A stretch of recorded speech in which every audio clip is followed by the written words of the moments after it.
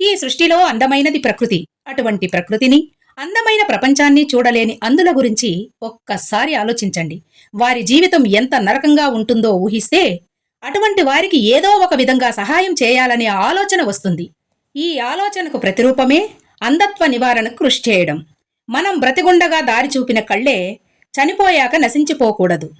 మన జీవితకాలంలో ఇతరులకు సహాయపడకపోయినా చనిపోయిన తరువాతైనా మన కళ్ళను దానం చేయగలిగితే అవి ఇద్దరికి చూపును ఇస్తాయి. మనిషి చనిపోయిన తదుపరి శరీరాన్ని కాల్చడమో పోడ్చడమో చేయడం ద్వారా శరీరంతో పాటు కళ్ళు కూడా నశించిపోతాయి. కానీ నేత్రదానం చేసిన వారి కళ్ళు సజీవంగా ఉండిపోతాయి.